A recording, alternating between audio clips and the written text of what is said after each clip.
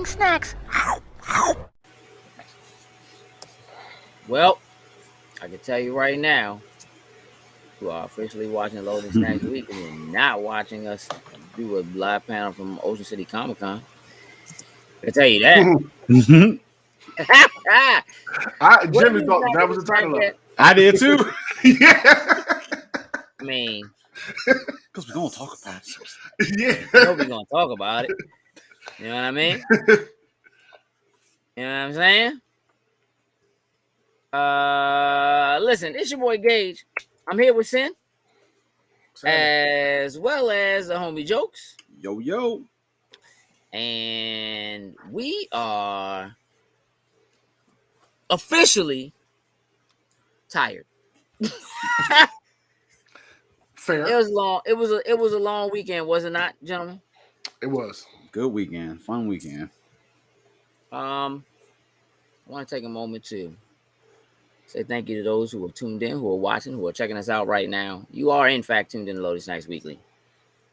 And here we get together once a week and we talk about things that are happening in pop culture. Today, one of those things will absolutely be a recap of Ocean City Comic Con. We're going to talk about the Game Awards. We might do some predictions for Spider-Man No Way Home. Maybe.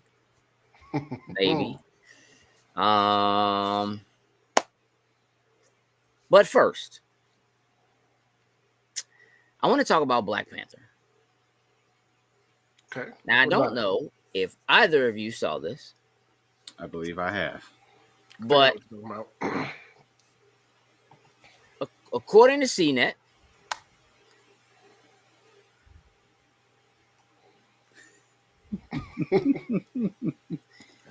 you know, Cuddy, let's talk about that right now. Let's change directions. Let's talk about that right now. Up, stop, handbrake. You know, Spoiler Boys is important to me. How about you, Sin? It's very important. I take it seriously. You know, I Jokes. He didn't even let my man sit finish. Just forget. Is Spoiler Boys important to you? Because there's a mighty holdup around here. It very much so is important to me. Oh, okay. Do this. Listen, I asked the question, but address your response to Cuddy. So, I have yet to see Eternals. So that's why we haven't had Eternals. 2, when we were going to do Spoiler Boys for Hawkeye, I hadn't seen that most recent episode, so we ended up not doing it. So that's where we're at. Even though you said you were going to watch it, and we planned ahead of time, and I passed out to record it. Yeah. So, hey, Ma. So, Cuddy, the reason why you don't have Spoiler Boys for either one of those is sitting directly below. Send all your hate mail to do the right thing. Joker89.loading. He's not down there. I don't know what you're talking about. At Gmail. Yeah. Bro, we will blow you up, put you on Front Street. Okay. That's fine. You can go right back there. Yeah. So basically, since your man snafu'd twice, but last week specifically, as far as Hawkeye is concerned, because there's only 2 episodes left, we just decided it doesn't make sense to do one episode to cover four episodes and then do 2 more individual episodes. We're just going to cover it all at once.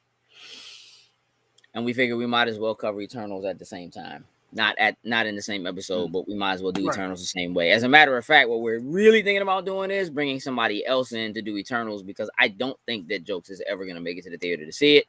No. And come January 12th, it'll be on Disney Plus anyway. So rather than just have myself and Sin do it, we're looking at bringing in a third party to do that. But Spoiler Boys for Hawkeye essentially is going to drop right before Book of Boba Fett. Is basically how that's working out currently. Now, that also means you're going to get a Spoiler Boys for Spider-Man before you get a Spoiler Boys for Eternals, more than likely.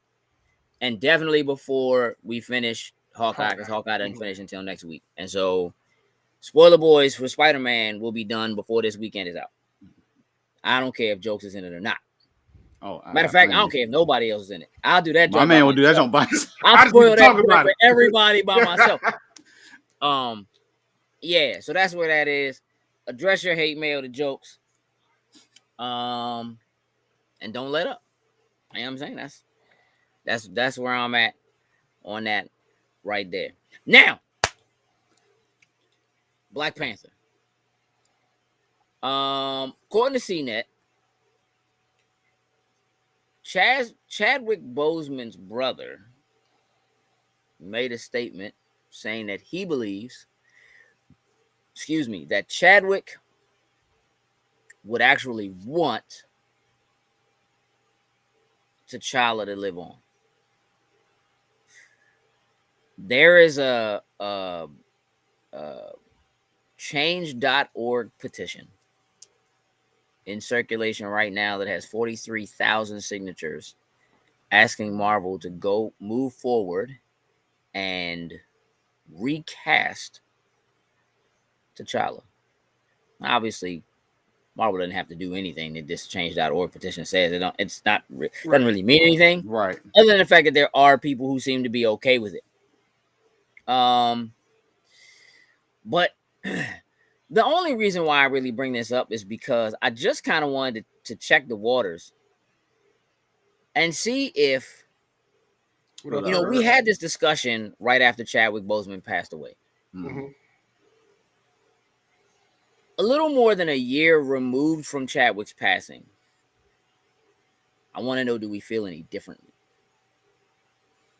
Has there been any? I think at the time, all three of us said, "Nope, you can't. You just can't do it. Like you can't replace him." We had all kinds of ideas and thoughts on what they should do moving forward, and giving the Black Panther mantle to someone else, which, for all intents and purposes, is still something they could do, even if they recast T'Challa, so to speak. Mm-hmm. Where are you on this, Sin? What's up, Perk? Hey, Heather, it was good to see you at Ocean City. Thanks for coming and hanging out in the panel with us. Appreciate you, as always. You everywhere we are, and that's awesome. What's up? I still don't want him recasted. You know what I mean? I mean, he did a great job. Let's just end the day and let him rest in peace. Let him live on. We don't need to recast T'Challa. There's other people who have taken up the mantle before, so it's not like it's a tough call to pass it to somebody else, like a Shuri, or even if somehow they want to bring back Killmonger and pass it on to him. I don't say I'm not mad at it, but I'm also not mad at the people that would like to see the character still live on through the MCU. I'm not mad at it either. Just personally, I'm not against him. I'm not against him being recasted, but I don't want to see it personally. You know what I mean? Like I'm good with where I stand. Oops. That's kind of in the same place where I'm not against it. I think T'Challa still has a lot of story that could be told. Obviously, his sister picking up the mantle, a Killmonger comeback type of thing could, but I think the fear is the fact that if they do recast him, it's huge shoes to fill to bring in T'Challa. I would like to see T'Challa on screen once again, especially with the way that the MCU is moving and knowing other storylines and things that are within Marvel Comics that potentially could come forward. I would like to see somebody else be able to pick that mantle up still as T'Challa. I feel like it's going to be one of those things where you can't be the exact same part. You can't try to imitate. You can't try to do his thing. The best thing, if they recasted him, you have to come in and you have to make it your own. Yeah. And I think for me, as long as someone comes in and tries to do that, I don't think I would have much of a problem with it. But if they try to bring someone in, hey, we want you to pretty much mimic and be the same way Chadwick was, I feel like that's where the fail would come in at. I don't think they would do that. Perp says he thought Jonathan Majors would be a dope Black Panther, but again, obviously they got bigger plans for him. I ain't saying at this point they might as well just cancel Black Panther 2 because it's gonna get mixed reactions either way. I think that's going a bit too far. I don't think it makes sense to cancel it. I think it's too important to cancel. Mm-hmm. Yeah. I think that Black Panther as a whole and what it means to the culture is too important to cancel. So you can't cancel part 2. I think there are so many people who want to or would love to see Shuri or that mantle move forward. I think that no civilization of brown black people that are technologically advanced / supreme is super important in the landscape that we have. You don't just cancel that, right? Because Chadwick Boseman isn't there. That is, if there's anything, that's the thing Chadwick Boseman I think would not want to see, right? Heather says Shuri about to be recast herself. I think it's going to be a whole multiverse recasting. Now, here's the thing. There is some leeway with being able to make adjustments to who and what this cast is because of the existence of the multiverse. Now, it depends on what direction they lean in, right? If they do what they did with Battleworld in the comics, that was essentially an opportunity for them to bring all these characters together in one place. And then when they were done with it, there was only one universe that existed within the comic books. And that's how you get Miles Morales in the Marvel 616 universe with a Peter Parker, with, you know what I mean? Like with Gwen Stacy as Spider-Gwen. Like they basically united everything into one universe and had them bring them from, you know, these other universes. Cuddy said the way Keanu looked in that digital joint, not sure they could. You know, here's the thing. I don't want to. They did say they weren't going to do that. Yeah, I don't. I think they would receive the most hate if they did that. Having that with Keanu is okay because dude's alive. You know what I mean? Here's what I'll say. One of the things that his brother specifically brought up was that Chadwick recognized the importance of T'Challa as a character, not just the Black Panther, but who T'Challa is, what T'Challa actually means as a character in the comics, what he represents. And that does speak something to what the character is, sort of should and could be to the MCU. It's a little strange now when you look at the landscape of what's happening. The Avengers are basically gone. Like the Avengers as we've known them are basically gone. And Chadwick as Black Panther would have been a part of that group. Yeah. And now that we're moving into a young Avenger, you know, maybe his position as a mentor, maybe it almost makes more sense for Shuri to be involved and be Black Panther and be a part of that group than it actually would for T'Challa to continue to remain, even if he was some sort of a mentor figure or something like that. If he made the decision, I'm going to stay here and rule as king and deal with the politics and the things that need to happen here in Wakanda, you go do the Black Panther thing or whatever. But it also makes an interesting position for Shuri when Riri Williams is a thing. You know what I mean? And people just don't really seem to like Riri Williams. And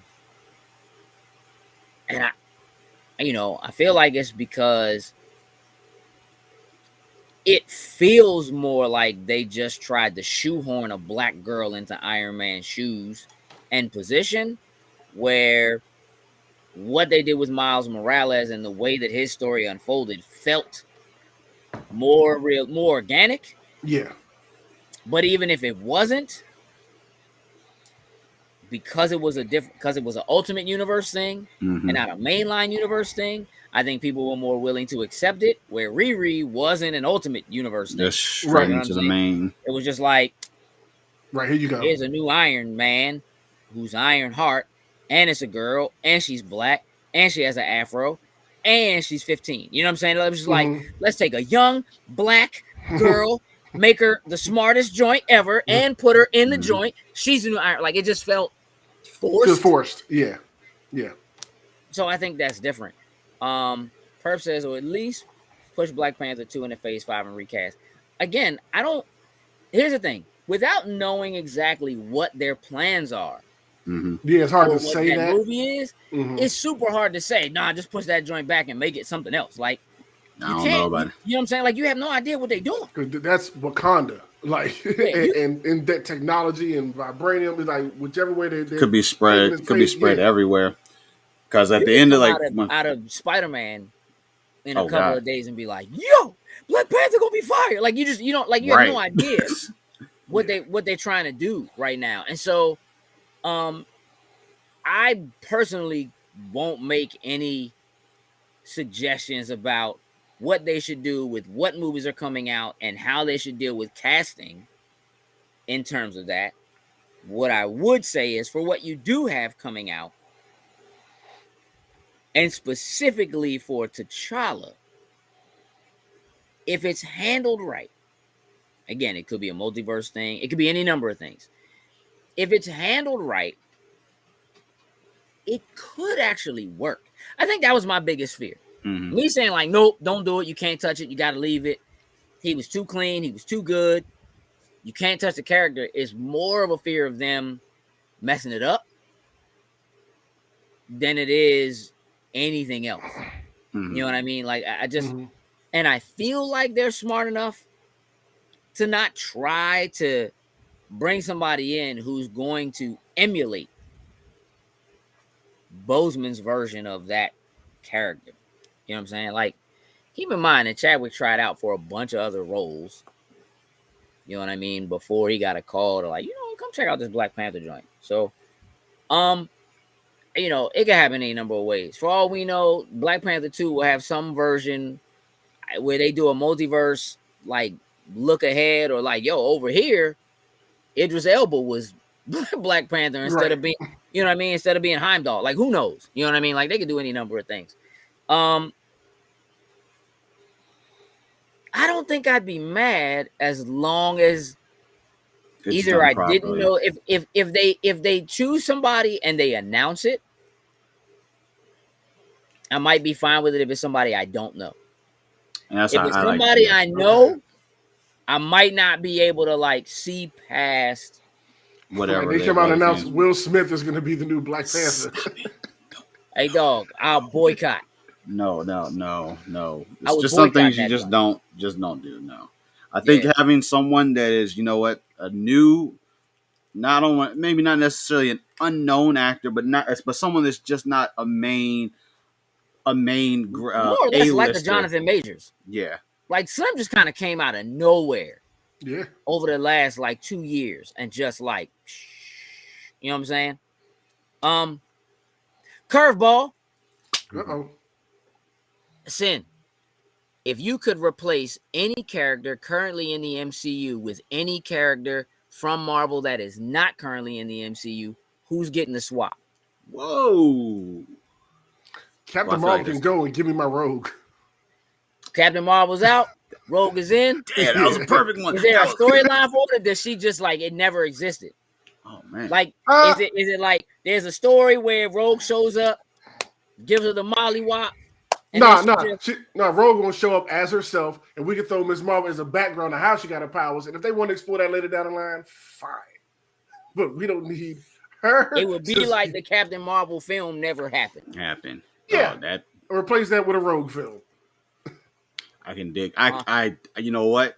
I think Captain Marvel. I think that is the pick. Now, who I would put in the spot for it?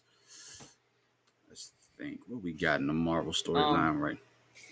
Perp says maybe the Wakanda series should come out first and have Shuri in that, so people can get more familiar and comfortable with their character by the time Black Panther 2 comes out. I mean, totally possible. Not a bad idea. You know what I mean? I think that the idea of a Wakanda series that is just about what Wakanda is, how they operate. Yeah. The Dora Milaje have been a thing without Black Panther around. Mm-hmm. You know what I'm saying? Like, you've seen them kind of moving. You see, they came to collect that arm from Bucket and take care of homeboy. Facts. No Black Panther. Facts. But no, I would take out Captain Marvel. The person they're not technically in the MCU.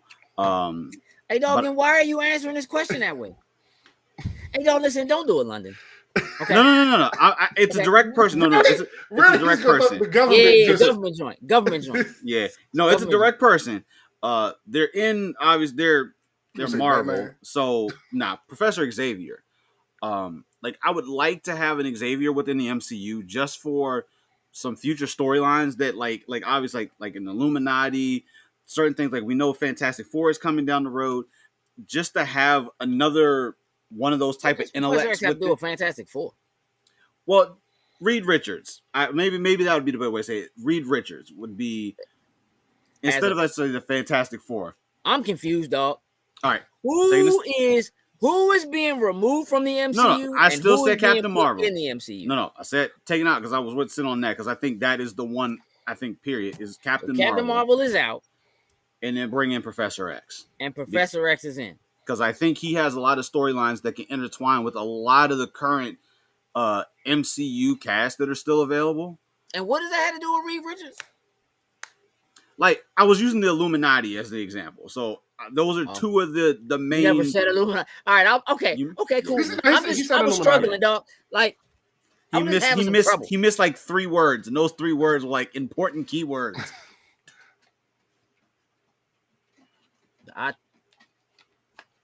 He just sipped some tea on you. I'm just saying. I got some keywords for you. Watch Hawkeye on time. How about them 3 jumps? Ooh. So now, okay. So both of y'all, Captain Marvel's out. Yeah. And 2 X people are in. Rogue is in. I'm very interested to hear what the chat has to say about something like that. Let me ask y'all a question. Is the background still on y'all screen like it is on mine? Oh, no, I think it's on moving. It's on wavy. Okay, my joint not moving, but it's wavy, baby. Okay. Keep them waves, Brian. Man, I just asking a question. I was just swerving him as a dog. Okay. Briefly, you caught that, huh, son? Briefly, I want to talk about Spider-Man. Okay. What about your favorite web slinger? I don't think I want to do predictions, but I do want to kind of talk a little bit about what is happening with Spider-Man and his move to streaming services, aka not being on Disney Plus, like at all. I know that's something. As far as I can tell, Sony has a deal with Starz. And so after this movie comes out of the theater, the first place that it will be available for streaming will be on Starz. Yeah. Okay. The face you made jokes. What's up, Greg? What up, Greg? Yo. The face you made jokes probably says it all. Because you almost threw up in your mouth. Yeah, because like Starz, like before, the only thing right now that was on Starz that I would watch is Heels. Other than Heels, I don't need to touch Starz at all. And as much as I don't want to see Spider-Man again, I don't think I'm going to subscribe to Starz just to do that one thing. Hey, dog, I'm not, but I'm going to own it, so it ain't really going to matter. But like, I just find it interesting, right? Because you're looking at a property that more or less, like right now, this joint is the biggest film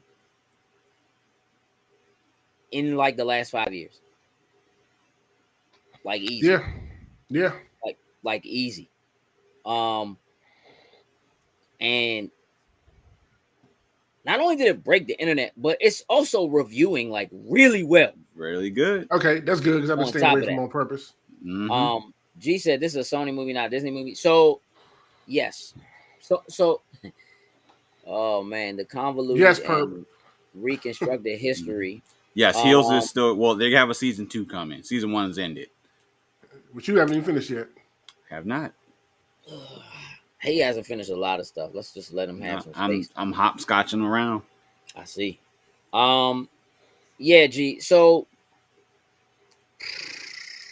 in the late 90s, Marvel sold the movie rights to Spider-Man to Sony, which is how we got the first 3 Spider-Man movies. That's why they're Sony movies. It's why the PlayStation 3 is written in the Spider-Man 3 font. It's like it is a Sony property. The deal was done, but Marvel has, as they bought Fox to get a lot of their properties back, they finally got, meaning they got X-Men back. Hey, So BP. what up, BP? What's They tried to buy back the rights to Spider-Man from Sony. Sony wasn't selling, which is smart. And as long as they continue to make a movie every certain number of years, they continue to retain the rights. And so them deciding not to sell, but end up doing a deal with Disney so that they could bring Spider-Man into the MCU is how we got the Tom Holland thing. And it's why the Andrew Garfield joint never got the 3rd film it was technically supposed to get. And so Sony's like the Nintendo film industry. What? I'm not positive what that means. Like, I feel like I know what you mean, but I'd like for you to elaborate on that. Yeah.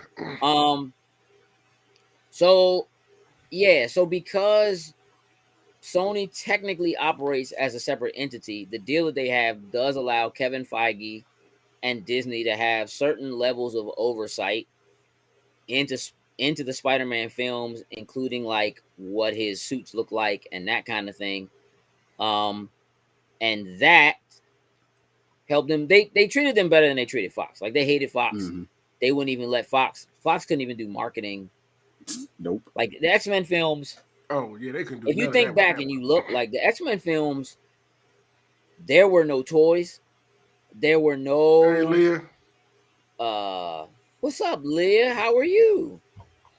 Man, I'm showing off some of your photos in a little while, Leah, but thanks for jumping in. Yeah, they just wouldn't allow Fox to do any merchandise, basically to try to hurt them, to force them to sell. Spider-Man, on the other hand, is a bit too big of a deal and too lucrative for them to pull that same thing with Sony. I was gonna say, and also they also tried to then they damn near kill off the X-Men like comics, pretty much, like just to, just to like no, Fox, y'all not getting anything. Well, they did. They killed off the Fantastic Four completely. They just shut that whole joint down. For the X-Men, that was why there were no X-Men in like the last Marvel vs. Capcom game. Like, Magneto's not in it, Storm's not in it, Wolverine's not in it. Like, none of the mainstay characters that had always been in it are in it. And that was why. Because basically, Disney/Marvel decided we already have joints. Terrius, what up? We already have joints that are basically mutants. They're Inhumans. And we're just going to go that route. And so they started really pushing that. The Agents of S.H.I.E.L.D., the Inhumans, and all that kind of stuff. They did the show Inhumans, which went terribly.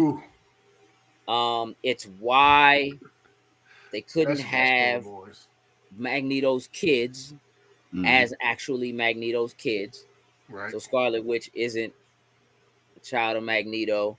Then they went back and they retconned that in the comics too. It's a whole lot. So basically they got rid of mutants. They basically killed them all off, using Scarlet Witch to do it, of all things. What up, Nick? That's good, Nick. Nick, what's happening, bro? You too, man. So anyway, because of the way that deal has worked out, Disney does not have control or the rights over Spider-Man and what happens with those movies, other than having some say-so in the way the films themselves are produced and put together / written. And so when it's time for the movies to hit streaming services, like the fact that Spider-Man is going only to theaters is not a decision that had anything, like Disney wasn't up to them. That was up to Sony. That was their call. And they did a deal. There is a deal somewhere along the lines with Netflix like Perp brought up, and they did a deal with Starz, and so when it does come to streaming services, that's where it's going, which might work out real well for Starz. Oh, they're gonna get a boost. Yeah, Mm-hmm. But Scarlet Witch hunts Inhumans. Well, technically, Inhumans don't exist in the MCU, and so we don't have to worry about. Like they did, but they don't. Like Right. the multiverse is allowed in the Multiverse, like, yeah. The whole thing with Yeah. Agents of Shield and Coulson and all that, like that never happened. That Like, was like, over in another. that was somewhere another verse over the rainbow somewhere. some other joint.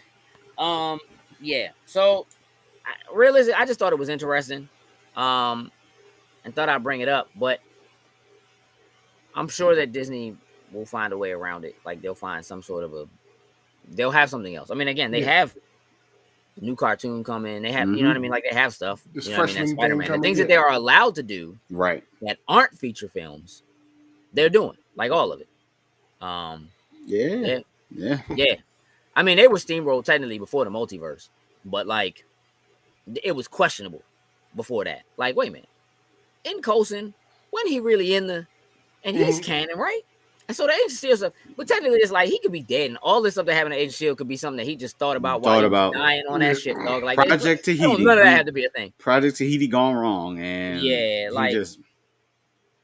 none of that has to be a thing. I would love to see Coulson. That man, I would love to see him finally show back up, just so the Avengers know that this man is alive somewhere. They don't need to know. They don't care. They don't care. Coulson was the linchpin, and now he's gone. That's it. They did their avenging, and now they're on the different things. You did your job, Coulson. Facts. and listen, and got paid. My man got a whole show and like 6 seasons out of that joint. He did. Mm-hmm. And my man had like the most cameos. Yep. I think of all MCU characters, Coulson has the most cameos. That dude was in everything. He's in every. I think he's almost in every single. Yeah. He was in everything till he died, and then was in Captain Marvel. See, if you get rid of Captain Marvel, dog, we lose Coulson. We lose that. we had Coulson before that. We good. Remember, he died on that shit. We good. Yeah, I'm just saying.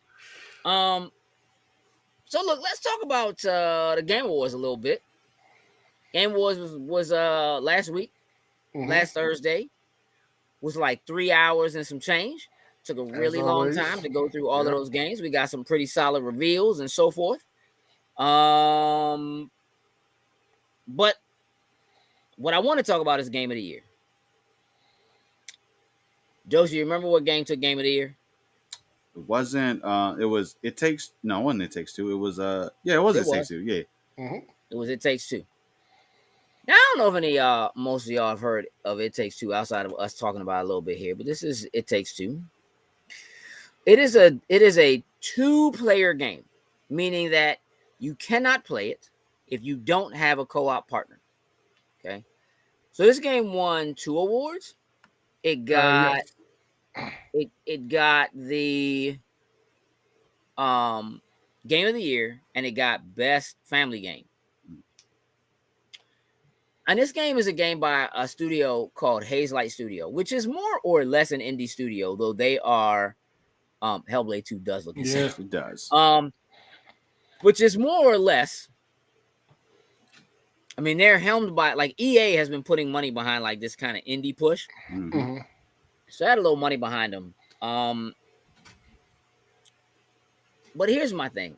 Well, I guess what my question really is does a game like It's Take Two? We talked about like Forza Horizon 5 getting snubbed, and that like games like that, like a sports game like that, a racing game, even though it's essentially the highest rated game of almost every game that was listed throughout the entire Game Awards, it was the highest rated. Isn't going to get a Game of the Year nod. Like that's just not a thing that happens. Does a game like It Takes Two getting that? Does that mean we are seeing a shift? I think there's a small little bit of a shift that you don't have to be the most powerful company. You don't have to have the most money behind the game. I think there is a little bit of a shift going on. Like I'm still upset that Forza just got completely Like they did win a few awards, but they just completely in the categories where I think they should have been at weren't present at all, especially including Game of the Year. Just like you said, like every possible gaming outlet out there has rated Forza a 9 or almost perfect scores. And for a game to get a perfect score, I don't care whose platform it is damn near almost impossible in this time and day. Well, I don't think it's shifting. I just think it was a narrative driven game, and everything that was in that, the running for Game of the Year was all narrative driven games. And it fits that mold with some cool 2-player, mechanics they throw in to keep you on your toes going through it. And it had a great story. If it was something like a Forza, I'm trying to think of something else, but nothing's coming to me. Whether that was in there for Game of the Year, I might see it shifting. But I mean, yes, it's a two-player co-op game that you do need 2 players to play it. It's still just a strong narrative, driven game. So you still think that there's no chance that a Forza 2 years from now could be rated highly and actually still win? Oh, I would want it to win. Yeah. But it's not going to. Because if they're going to... Things change fast. You know what I'm saying? Just like you said, how like for Game of the Year this year, most of the games were like narrative-driven titles. I don't see them putting like other sports category or whatever you want in that Game of the Year category. Like, if I see Madden show up as a Game of the Year contender, I will probably throw up. Like I don't know what else you would put in that category. Like we haven't had outside of Forza, there's probably not another racing game that I would even classify as being anywhere near that. As much as I love the old Need for Speed would be nowhere close to that. Gran Turismo will probably be the one and only thing that would have the potential of sitting next to it. And at that point, it's like, so what are we gonna have to wait till like multiple racing games come out before we say like, oh, let's go ahead and throw these into the category for it?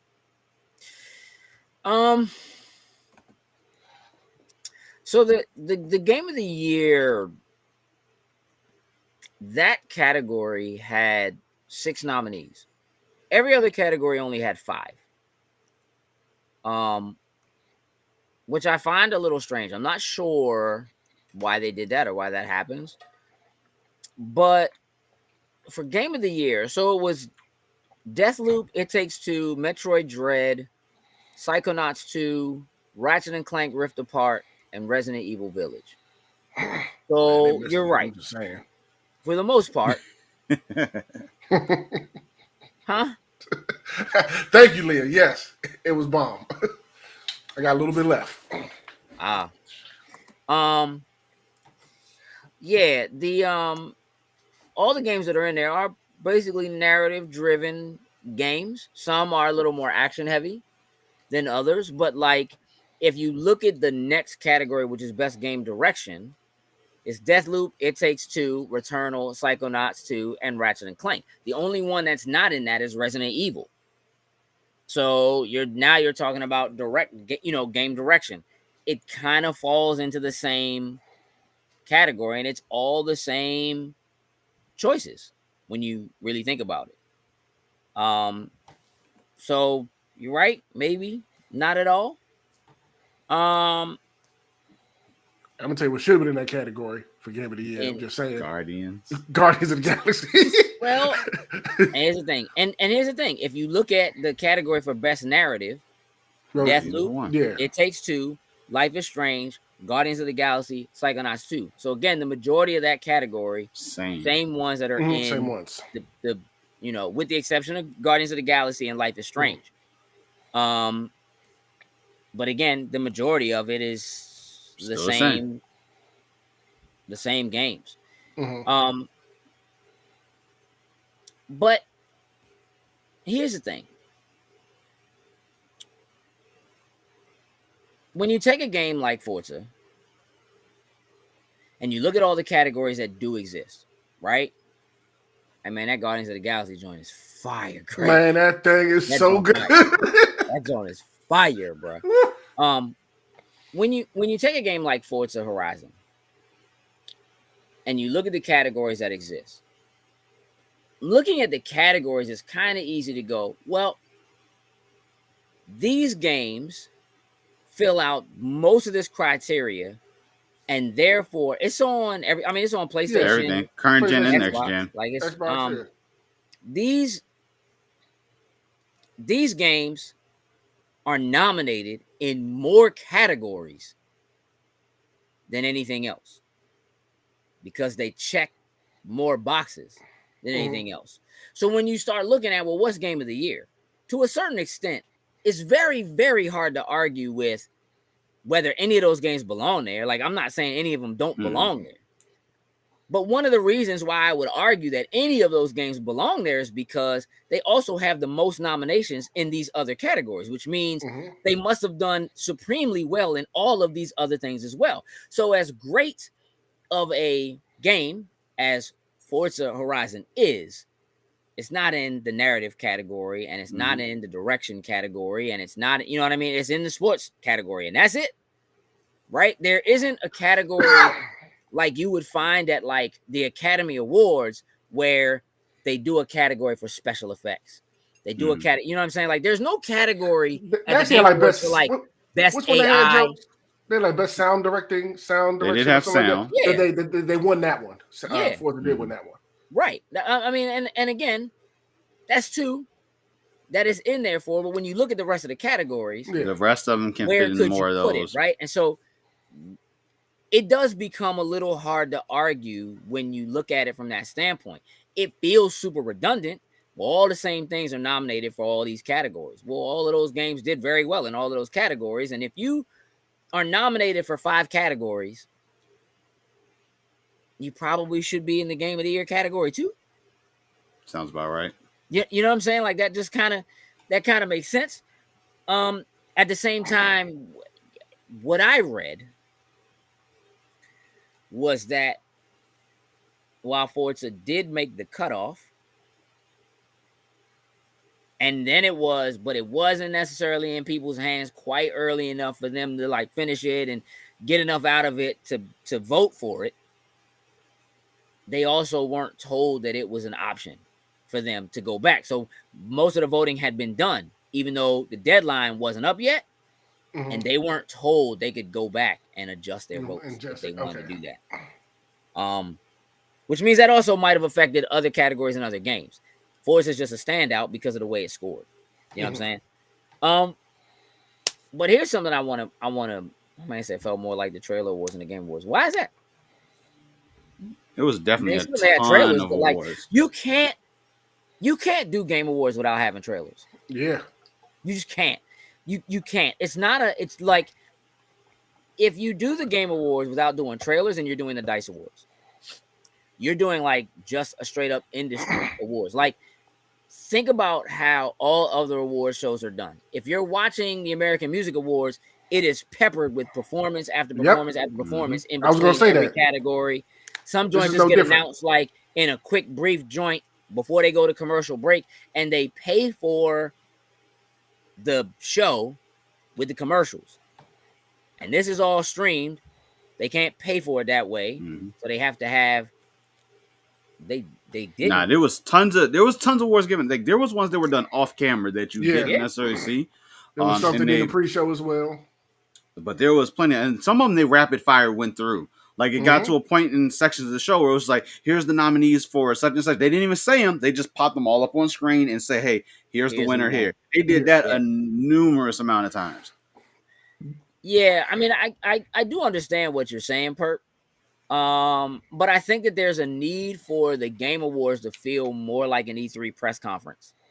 Because that's really why people are tuning in. Because realistically, nobody's tuning in to see such and such developer walk up on stage and get this award, because most gamers don't care about the developers at all. You can tell by the way that they talk to them when there's something in the game they don't like. Like they don't, you know what I mean? Like they only know who they are based on that. Like they don't care if they go and they get an award. Like they don't. There's still so much that like mainstream consumers don't get / understand about the way industry works. They just see what's on the surface. So like, I don't know, your favorite singer gets an award for such and such song, but that singer didn't write that song, that singer didn't produce that song, that singer didn't EQ that song, like that singer did none of the work to make that song what it is. And that song probably went through and was sung by at least 4 other artists before it landed on and ended up being that person's quote unquote song.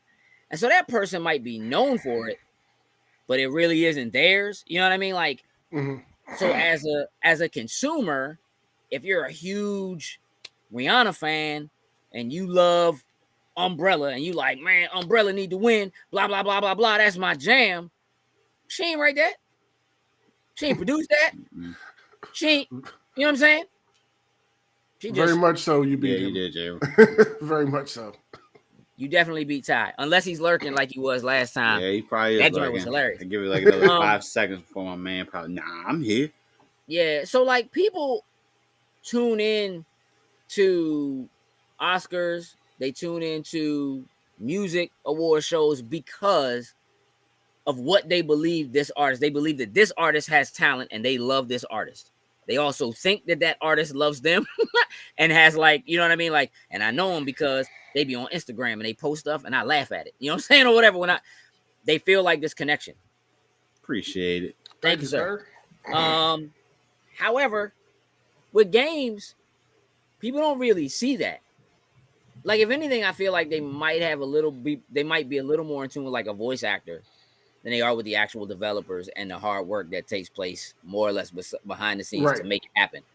And so in order for people to actually tune into it, you have to have things for them to get excited about and watch. And that's what the trailers are all about. Here's a trailer. Here's something new that's coming.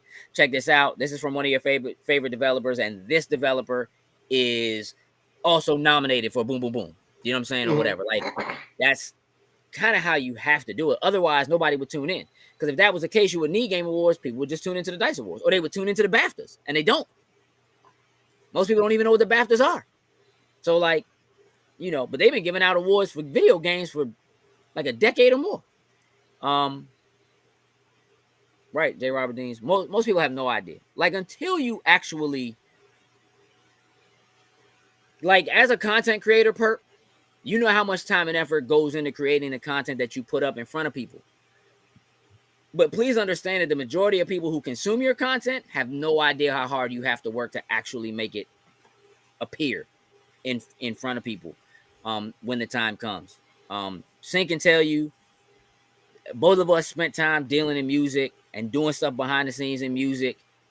We just kind of know that world like really well, and you just learn a lot of the very heavy and hefty behind the scenes things that people just never, ever, ever see.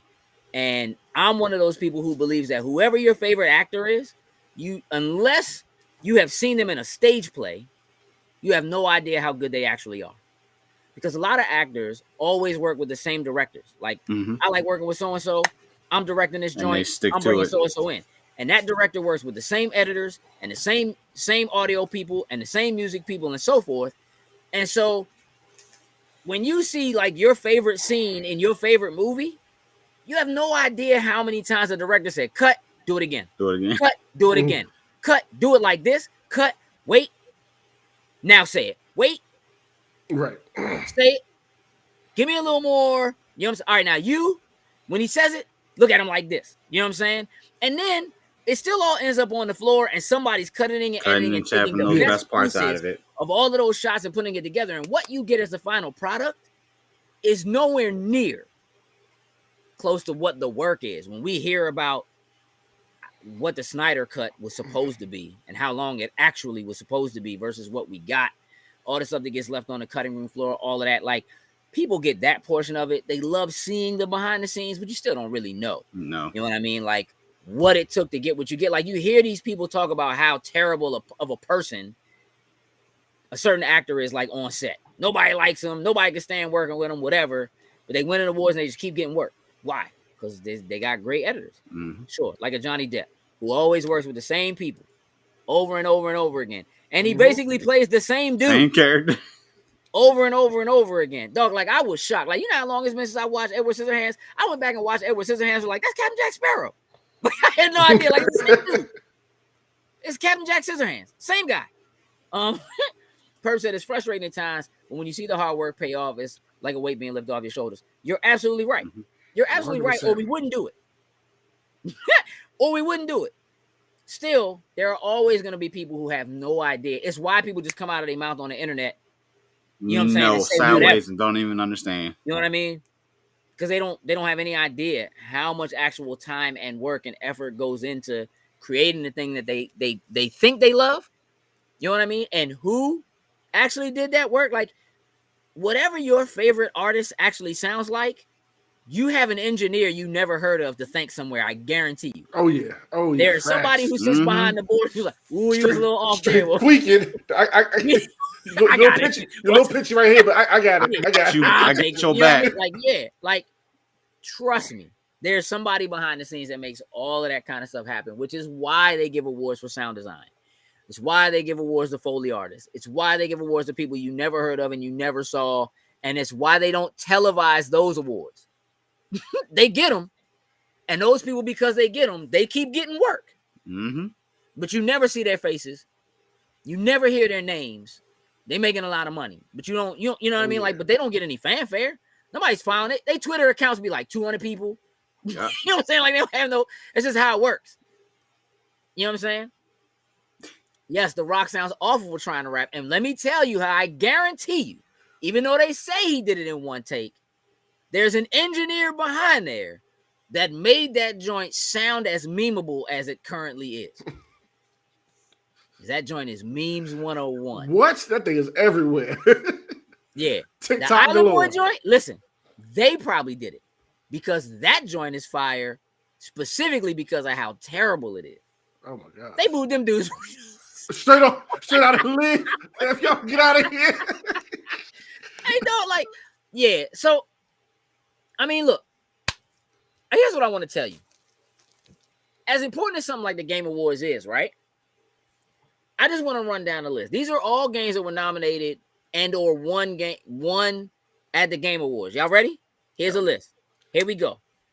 It Takes Two, Psychonauts 2, 12 Minutes, Death's Door, Sable, The Artful Escape, The Forgotten City, Forza Horizon 5, Boyfriend Dungeon, No Man's Sky, Back for Blood, Scarlet Nexus, Age of Empires 4, Evil Genius 2, Flight Simulator, Knockout City, Starfield, as most anticipated. All of these games that were so good, they all got nominated for Game Awards. They're all in Game Pass.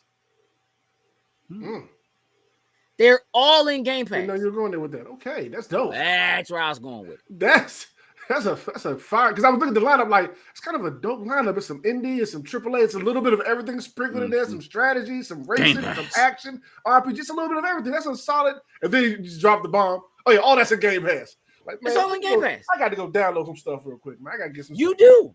do. You need to go download some stuff. J. Robert Dean said, Perp, do not talk bad about Tech Nine like that. He did not write that joint for him. No, the Brahma Bull wrote that himself. Yes. Oh, The Rock wrote that joint. Tech Nine probably agreed to write something for him. Nah, I got this. Like, I got this. I got this. He took a shot at Terramana. I got my Terramana right here, and it's like I can write this out. Shot. It started going in. It's about drive. What comes next? Power. It's got to be about power as well. That joint's terrible. Oh, what's my name? Rock. Terrible. I gotta say it harder. You know, maybe. Tech Nine ain't write that joint. My damn name. No. I tell you what. Just to kind of give you a little insight. One of the biggest things that ever happened in the industry, most people have no idea, but like getting jiggy with it was an incredible phenomenon. That song was unstoppable when that joint came out. And I don't care how you feel about Will Smith as a rapper or how you feel about him as an actor. That song was unstoppable. Would you agree? Yeah. Joint was everywhere. People are still technically getting jiggy with it. Like people say it. Might have gotten jiggy with it a couple times. I bet you did get jiggy with it. I bet you got jiggy without it, bro. Like, you know what I'm saying? Like, here's what I want to leave you with, sir. Did you know that getting jiggy with it, the writing credit goes to Nas. Nasir Jones. You want to know why Khalees gets so much money in child support from Nas? You thought he was broke? He's not. You know why? Because my man been ghostwriting. Listen, it's not even a ghostwrite joint. You can just open the credits and see Nasir Jones. Slim wrote that joint. Period. And I'm going to tell you how I figured that out. MTV Awards, the year that joint was coming out, they did this joint where they would like cut to other artists and ask them who they thought was going to win the next category. And they asked this dude Nas. And Nas said, I think my man Will Smith getting jiggy with it going to take it.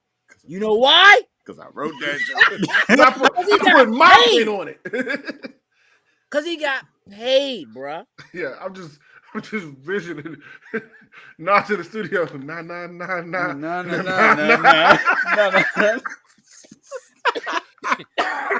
Listen, oh, you can't take the things that you see on the surface. You just have to decide that you love what you love. Like I love that song, or I love whatever.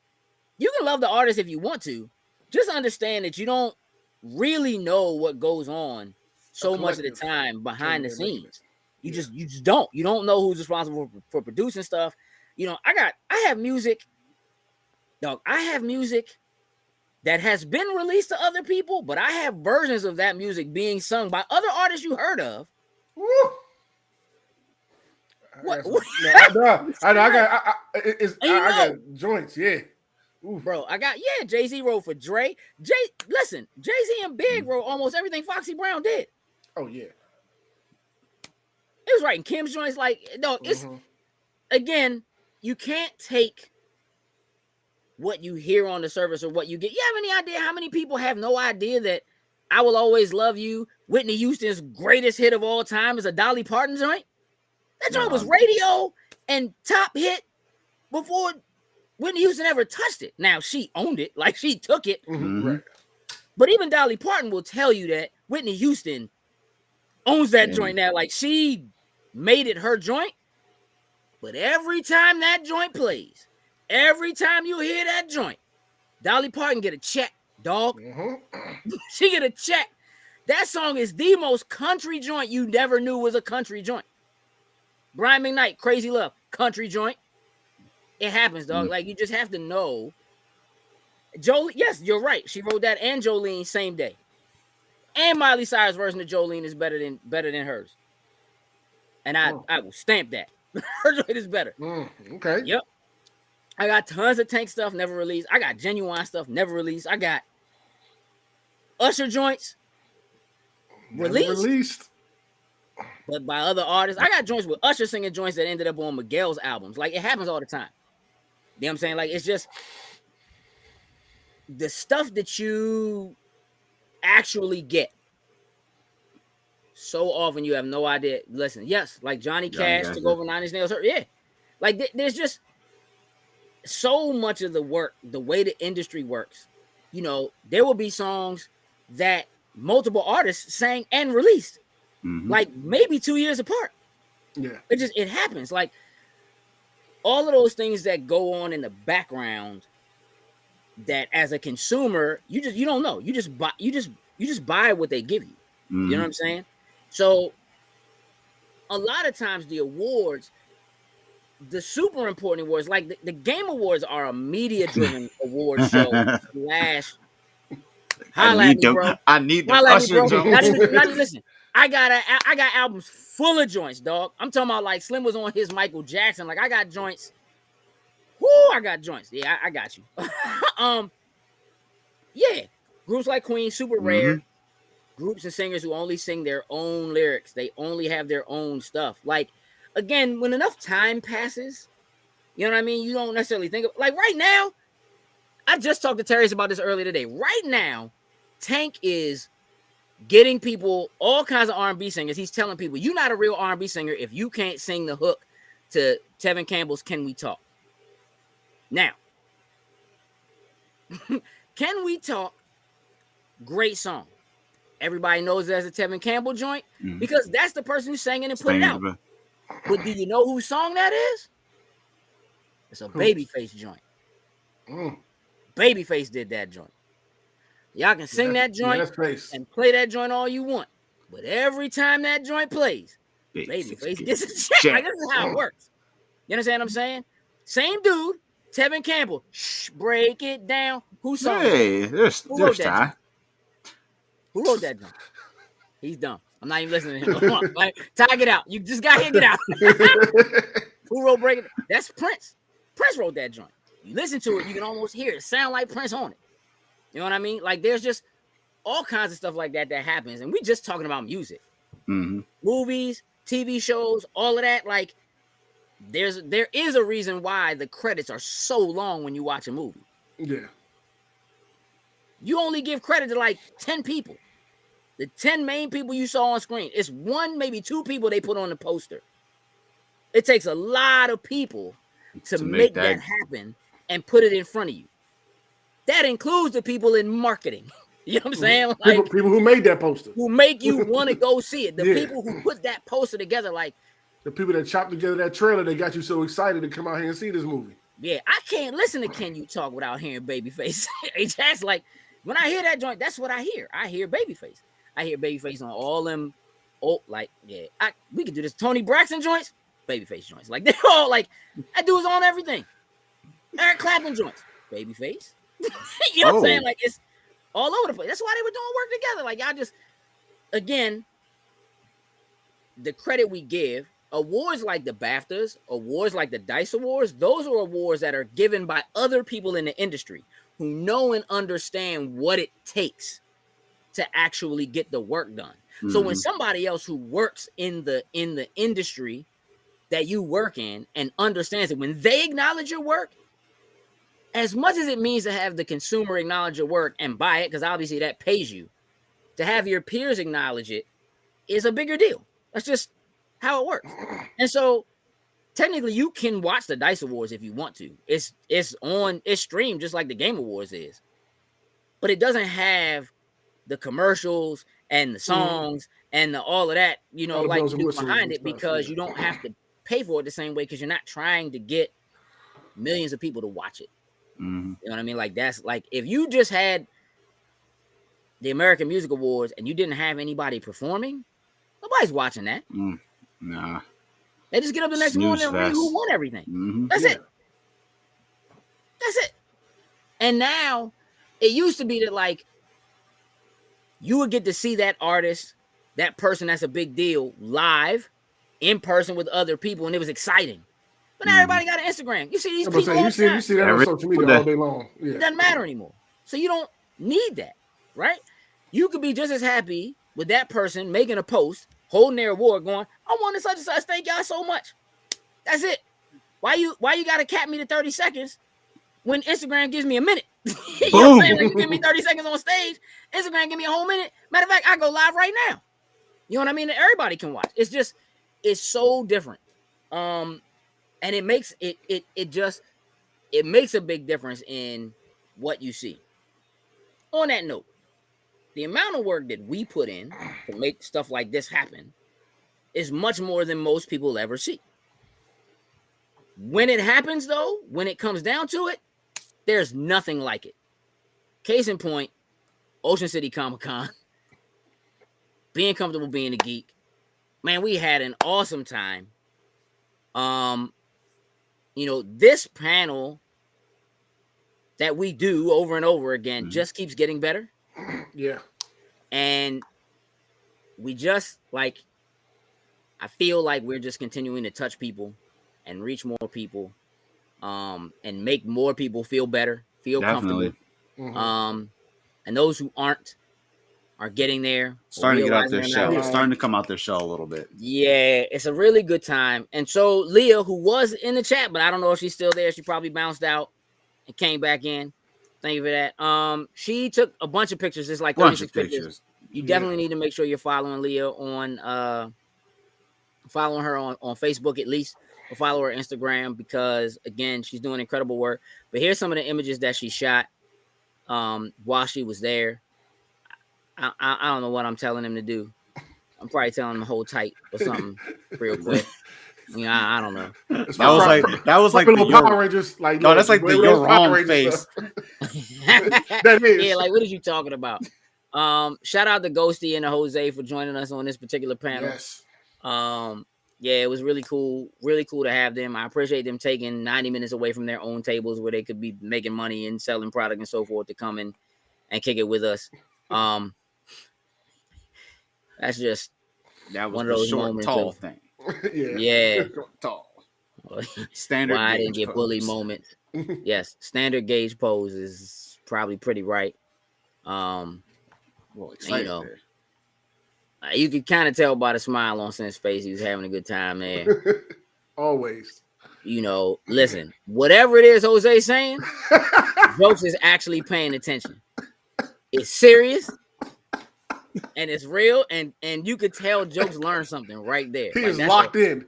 Yeah. This man's spitting facts right now. No, I mean, it was like hearing Jose's story. Hearing. Then this is another piece of this panel is hearing other people's stories and coming from different walks of life, different ways it's awesome to hear it. And you hear, you're kind of like, you know what? I never thought about such and such like that. And that's one of the things that I love about this panel. And every single time that we have someone different on this panel, it just, you pick up, you learn, you get a little more educated about certain categories when it's in. And that's one of the things that I absolutely love about it. As much as it's the same panel that we do, it's never the same. Like we have the same premise of the panel, but because of everybody walks of life, everyone growing up in different areas, different genres, different things, this panel is just never the same the way, whatever way you look at it. Yeah. I mean, I agree. I've known Jose for my whole life, longer than your whole life, boy. I've known Jose since before you were born, Jokes, and that's a real thing.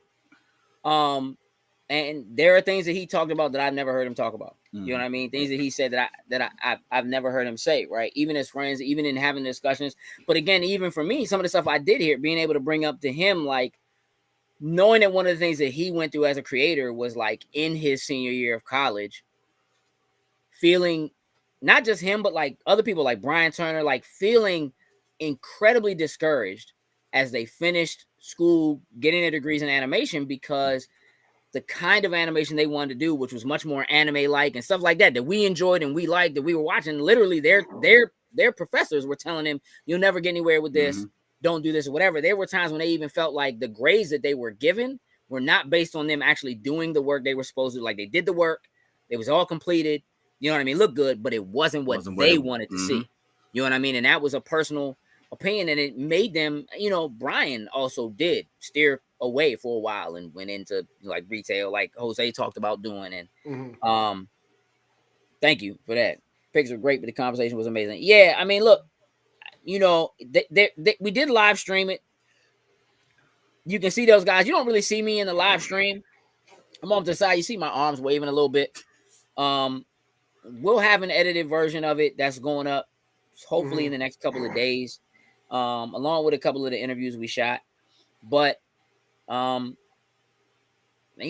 as much as I always enjoy Ocean City Comic Con, I don't think I've walked away from the con feeling quite as complete as I did at the end of this one.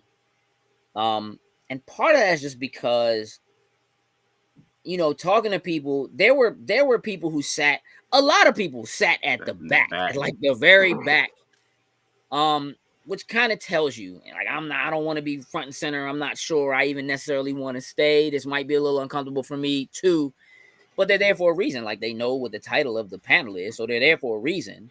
And, it's super interesting and always feels great to have people who, towards the beginning of the panel, when I ask people, to raise their hand if they have social anxiety, and people do, and they don't even raise them, like they're kind of like, I might, like maybe me, whatever.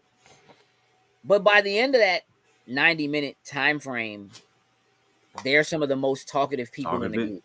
That's actually my favorite thing about doing this panel that we've done. It's seeing where it starts, but seeing everybody get more comfortable and start coming out the shell a little bit. Like the further we get into it, is they're hearing other people's stories and all that kind of stuff. They get more comfortable and get comfortable with us. You know what I'm saying? It's a safe place.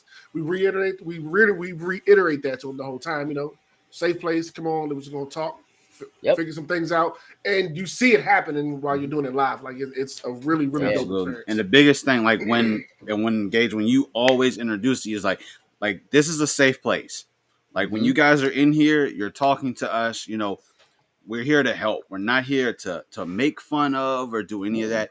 Everybody in this room at some point in time has had some form of a challenge, and we are here to hear you out on said challenge. You know what? Even if you don't want to, you know, be 100% open about what it is, but you know, you at least acknowledge, like, for example, the one guy that we had in there that he enjoyed a certain anime, but he wasn't sure how to approach to become, you know, part of the fandom or whatever. Now we never found out exactly what anime it was. It's only two it could possibly be. But it was like, to just hear that, you know, just to hear that. Any other time, I feel like that would have been something kept bottled up. Never would have said it to anybody, closest friends or whatnot ever, but because he felt comfortable, you know, at least acknowledging and sharing that small piece of it. You know, we were able to, like, you know what, if it's something that you love, first of all, if it's something that you love and that you're into, don't let anybody take that away from you. Like, that is something that you want to be a part of. And to get to those points where individuals just feel comfortable, even if it's just to share a very small piece of it. Like, I feel like what we try to accomplish with the panel, it works. Like, to go from someone that would never have an interaction with someone outside, like, just like you asked the question, how many of you told your folks at work that you were actually here? And most of them was like, no. And I was like, wow. Like, and that says something. And then you said something. Well, why is it? Maybe because you're not telling your folks there. You don't know how many of them actually probably want to come, but won't. I would say that flip was good. That was a clean flip. And I was like, that gatekeeping. Yeah. I mean, again, it's a we are doing the same panel over and over again. But I honestly believe that every time we do the panel, we learn more, we get better, because we're hearing other people's stories, we're hearing other people's struggles, like hearing people talk about having friends with bad opinions, you know what I mean, or whatever, and really being able to say, well, maybe they just bad people, like, maybe, you know what I mean, like, maybe it's just once more stuff comes out about their opinion. It is how you talk to each other, right? It is okay to have friends that you're comfortable enough. Again, like, I could use an example like Jokes and say, Jokes, I don't care about your little wrestling and your little Power Rangers or whatever, right? But he knows I say it out of love, and I do actually have a respect for it, right? Exactly. And I can say that, and I don't actually mean anything harmful by it. But sometimes when you're younger, or when you haven't quite figured that kind of stuff out yet, the way that you express that tends to be like, again, especially when you're gatekeeping a little bit, what I like is better than what you like, no matter what you say, no matter how you say it, no matter what you say about it, no matter how, right? And listen to me, Jokes, I'm gonna always feel that way about Beast Wars. Yep. And Beast Wars will always be garbage. Okay? Beast Wars is awesome. Hey, Mama. Garbage. Now listen. If the new joint comes out and it actually is clean, I'll be the first to acknowledge it. You know what I'm saying? And I'll just be like, what up, Domingo? I will be like, yeah, this joint's way better than old cartoons were. You know what I'm saying? You know what? And on the reverse side, if that joint come out and it's garbage, I'm gonna be like, Gage, that joint was garbage. Come on, Perp. Don't do this. Don't do this, Perp. Yeah, hey, listen, I appreciate that, Stefan. For those of y'all who don't know, man, Stefan also goes by Artatorium. Make sure y'all are following Artatorium online. You can see his work hanging up in the back. Sin got his new piece hanging up right there. Just walking Sin is just his room. Like, it's just nothing but auditorium wall. Yeah, auditorium wall. An incredible artist, an incredible person. Make sure y'all follow my man Stefan. It's really good to talk to people, to get different perspective. We've had other people who are creators on the panel before. I don't think I've ever heard anybody put their position as a creator the way that Jose put his position as a creator. You know what I mean? I don't think that, even though we've had other creators on, because I didn't necessarily grow up with those creators, when we talk about what it was like in school and whether you got bullied or whatever, right? I don't think I've ever put into perspective whether or not maybe he didn't feel as much pressure as a geek because he was a creator even then. And like people just be like, well, it's okay for him because he can draw the stuff. You know what I'm saying? Like he actually does it. Right. Versus somebody else who just likes it, you just a geek or you just whatever. Where other people it's like, oh, he actually can create. So they put you in a different box, you know what I'm saying, or whatever. So it's different. I see Stephen, my man said, yo, look, Tari is like, yo, that work is sick. And you know it straight up. Man said that moved him, saying you need that album cover, bro. Hey, listen, Terry has already asked me for an E Nation reunion joint. So I don't know what we gonna do. I guess you better get ready. Did y'all watch the history of Xbox talk about fascinating? Yeah, man, I did. I watched everything except the last episode. And that was because I didn't realize that I could just download one joint and just watch it all in HD. I watched it piece by piece on YouTube. So I haven't watched the final episode, but that joint is absolutely fascinating to see like all the behind the scenes stuff. Some of it is stuff I heard before, but it's still really great to see and catch up on. So Ocean City Comic Con overall, always a good time. I had a blast. Oh yeah, tons of people there. Tons of people there, man. Catch up with people all over again. Yeah. You need that reunion. Ocean City this time of year is incredible because there's nobody there. It's incredible. It's quiet.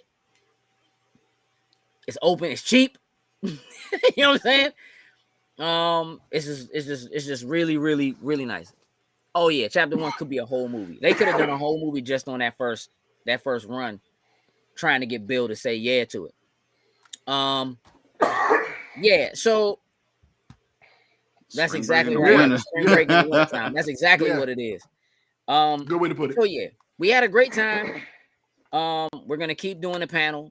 We did get our Ocean City. No. It was a OC in Maryland. Yeah. We did get this same panel approved for MagFest. So Saturday morning at 10:30, which I know is going to be hard for some people to get up because I know them Friday night joints at MagFest. Any of them nights at MagFest, they gonna be in there hungover. But Friday night at MagFest is like Saturday night, as crazy as it can be. People still like, I gotta get up and go home. I gotta make that drive in the morning. Let me Friday night and Saturday is lit, sinful. I'm gonna say that's what it is. We did apply for the panel for Katsu, so we'll see what happens at Katsu. Them private room parties out of control. Oh Lord. We are gonna have. I don't know if you guys are familiar, but Substantial. Mm-hmm. Substantial Art and Music. Substantial is an artist who always performs at MagFest. We've known him for a number of years. He'll be on the panel with us. We'll have Shalice Tonks on the panel with us too. She goes by Shay the Red. She has a really dope podcast and YouTube channel of her own. She's been on the show before. As we get a little bit closer over the next couple of weeks, we'll make sure we get all the information and who's going to be on with us. Mm-hmm. I'll try to see if I can get them to guest on this show with us. Leading up to it. But we certainly will do that. Yeah, so Baltimore a little different. Is tricky. We are going to put in for it. But what you have to understand about Baltimore Comic-Con is that Baltimore Comic-Con do not have public panel submissions. Yeah, they don't do an open, like you can apply and just put a panel in. Kind of have to know somebody, which is we were fortunate to be able to get that same panel at Baltimore a couple of years ago. Mm-hmm. We will put in for it this year, and we'll see how much time they give us. But yeah, it's a little bit different. Like we waited that first year, and I was like, man, I didn't see the panel submissions. Nothing popped up, and that's when we learned. Finally, I shot him an email and was just like, hey, I didn't see your panels open up. Did I miss it? Whatever. And they were like, well, they told me they only do panels for their guests, and and for like people who have like tables or something like that. But they said, but if you want to go ahead and send us your idea, send it to us, and if we can make it work, we'll make it work. And we sent it to them, and it was being comfortable being a geek, and they decided to make it work. So they put us in. So it was really cool to do that, because they don't do that for everybody. And that was one of the things that helped us early on learn that this particular panel was important. And that helped us make the decision that we should keep doing the panel and keep inviting other people to join us on the panel, so we could continue to get differing perspectives from different people. And we're going to continue to do that. So we'll continue to invite other people to participate with us. We'll continue to do the panel itself. And we hope people will continue to come. And again, even if you've been to the panel before, maybe / hopefully you hear something you haven't heard before. You learn something you didn't know before. You find a new technique. Somebody who's there says, well, I have a group, on Facebook. Come join it if you need that or what have you. We definitely want to continue to do that. Absolutely. J. Robert Deans, we have to talk anyway. Like, we keep saying that, but we need to actually do that. Speaking of which, I got this in the mail from J. Robert Deans earlier today. I haven't had a chance. I just got it today, so I haven't had a chance to look through it. But Brewing Tolerance, J. Robert Deans. This particular was a limited edition Baltimore Comic-Con one. But because I'm a Patreon member, I got this and a few other things. So y'all make sure y'all support J. Robert Deans. Check out his Patreon and so forth. Again, you all just support each other. Y'all know how we do here. Everybody who's in here does something. They have a YouTube or a Twitch channel, or they are an artist, or they have a Patreon or something like that. You see each other in here.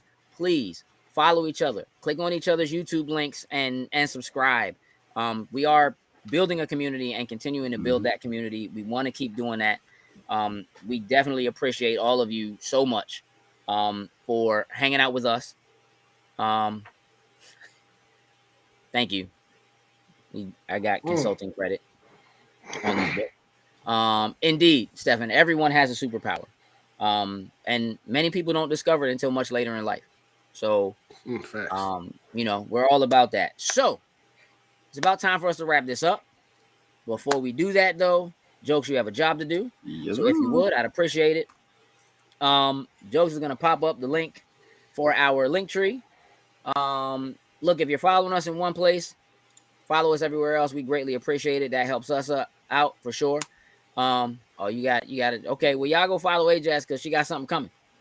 She's about to have a YouTube, and it's probably gonna be like K-pop dance videos and okay, that sounds lit. You know what I'm saying? Sound lit.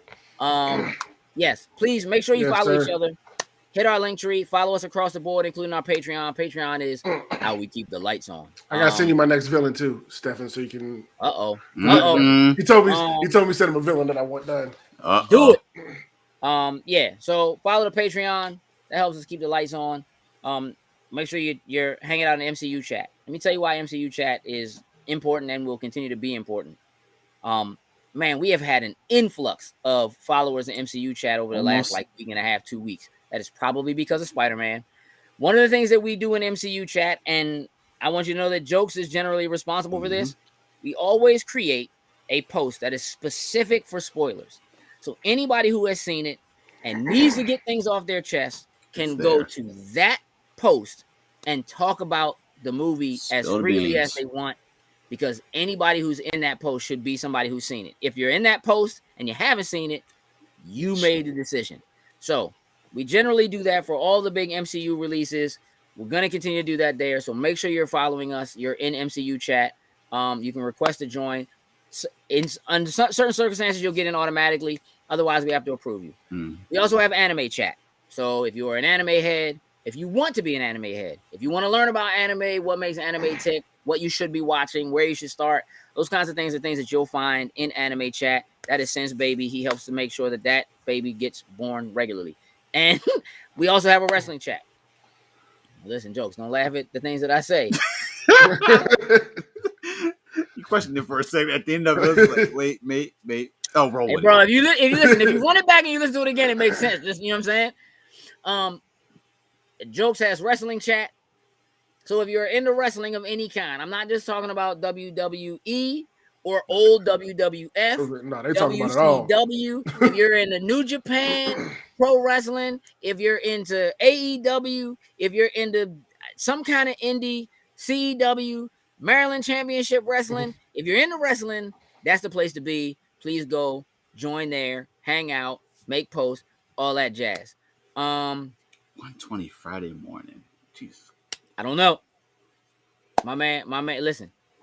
I don't know if 120 is it. I think you mean is that supposed to be 11:20 Friday morning? No, He's talking about Spider-Man. He's going to see it at 1:20 a.m. Yeah, 1:20 a.m. Yeah. But listen, I appreciate that. Yeah, absolutely. Super huge in Japan. Listen, jump on that anime chat. And then we have the Lonely Saints Movie Club. The movie of the month this month is Gremlins. Yes, it is. Oh I watched that joint the other night. Dog. I have some thoughts. Gage, do you understand? Trust me, you don't want to miss this. I went to Mystery Science Fiction Theater this whole thing till I was blue in the face. I was having a ball watching it. Listen, oh, we're going to talk about Gremlins. So the movie of the month is Gremlins. Every month we pick a new movie. We watch that movie, and at the end of the month, the admins of the group get together and we have an in-depth discussion. And when I say in-depth, I really mean in-depth. Like, we're going to talk about special effects. We're going to talk about sound effects. We're going to talk about music, soundtrack, score, all of it. Actors. We're going to talk about all of it. Mm-hmm. Yeah, I have thoughts. Ooh, do I have thoughts about this joint, including, let me just give you a sneak peek. The credits in this joint are garbage. The credits are bad, dog. Like opening and closing. Closing, dog. I haven't seen this song. Hey, no, they're so bad. I went back and restarted the credits like 3 times just to make sure I wasn't tripping. See, now I gotta go watch the credits just because now I have to see it. Because once it's over, I'm done. You skip the credits. Dog. Yeah, I skip the credits. Nah. MCU got us trained to watch credits now. Regard, it don't even make a difference. Oh. Yeah, I might have that joint is for Gremlins. Woo, we gonna talk about Gremlins. I gotta watch it again. Then we'll figure out what's popping for next month. Make sure you're tuned in because we will have Spoiler Boys eventually, right, Jokes? Yes, sir. Okay. So what we're gonna do for y'all hold him to that. Yes, traditionally, I'm saying Spider-Man day one, so we good with the shows on Disney Plus. After every episode, we've done a Spoiler Boys to talk about it and get predictions for the next episode. We have not managed to do that. It's been super busy. There's just been a lot going on. So we didn't get that done. We were supposed to do one the other day. Jokes hadn't seen the 4th episode yet. So at this point, we just decided we'll just wait until the last episode is done because there's only 2 left. And we'll just do one Spoiler Boys for the whole thing. And we'll use that as a catalyst going forward. So we'll do that. The Spoiler Boys for Spider-Man will go up at the end of this weekend. Probably Monday morning, but it'll get done this weekend. Spoiler Boys for Eternals. I need someone who has seen Eternals to volunteer to be on the Spoiler Boys chat for Eternals because Jokes hasn't seen it yet, and we're not waiting anymore. So I need to find somebody who's seen it, so that Sin and I can have a conversation with them about it. We'll get that done. Especially since it's getting old now, like. Some of this stuff is fleeting from my mind. I'm watching, new stuff now. So correct. Gotta get to it. And we will be doing Spoiler Boys for the Book of Boba Fett. So keep your eyes and ears peeled for that. It looks like the discussions for Movie Club are going to become a podcast. We're going to just pull audio from those and dump those. We may be doing some others. Eternals hits Disney Plus January 12th. Yeah. So it's like a month out. So, and that is after MacFest. So we'll have MacFest and then we have Katsu. And then I don't think we have another convention until Awesome. However, we just got wind of we basically just got invited for press for a new convention that happened over the weekend. Just building and doing a little networking, and that's in June. That also means that's around the same time as BlurCon, usually. So yeah, we're gonna have to see how all that pans out. It's gonna be a busy year next year. Things are already brewing. Some things are already changing. There will be some changes to the Patreon coming soon. Again, we're just gonna keep working because we love y'all and we enjoy doing it. So we're gonna keep working. We have some new stuff coming. Keep your eyes peeled. Sin, you got a job to do. Yes, so let's go ahead and shout out our top tier patrons, starting with Anthony Cunningham, Marcus Houston, Susan Dortch, and Tyrone Carson. Thank you very much. We truly, truly appreciate it. Ty, you still here? Ty just kind of jumps in and jumps back out. We definitely appreciate you all. We appreciate all of the patrons. Look, we're gonna wrap this up. We have things to shoot, so we're gonna do that. Ain't that right, son? Facts. Some of us do. I don't know what you're doing, Jokes. It's either gonna be some. Yo, you start playing. You start playing Halo Infinite solo yet? I'm playing a couple. I'm through the third mission at this point now, because I'm doing skulls. I'm collecting skulls because I just wanted to do them. Since you can't go back to each individual mission as of right now, I'm grabbing skulls as I'm going through, so I can just be one and done with it, so I don't have to worry about the skulls later. You're trying to 100% it first time through. Yep, I'm just going to try to just go through and get it done. Okay. Sounds good to me. I'm not doing that. Nope, not right now. I'm balancing that. I do that in co-op. Yep, yeah. I'm balancing that. I just finally finished Final Fantasy 13-2. I wasn't planning on playing Lightning Returns just yet, but since the last one ended like a One Piece episode, now I had to go ahead and continue on. Got it. J. Robert Deans, we have not finalized the date for the Gremlins discussion. Initially, the plan was to do the discussion during Popeyes and Pajamas on New Year's Eve. But that does not work for everybody to participate. And so we are still trying to work out the details of exactly when that's going to happen. And chances are it actually may end up being like midweek, like one of these. Like it may be like a Thursday night. Like we'll do weekly and then we'll do like that Wednesday or that Thursday. We'll do it. So sometime in the it'll be before Christmas. I'll tell you that because I don't see it happening after that. Otherwise, it ends up happening on. And Frosty is the one who wanted Gremlins, so she has to be able to participate. She can't do it New Year's, so we have to do it a dinner joint. Oh yeah, we got to jump in and get that and do that GTA DLC today. Oh, that started today. That's today.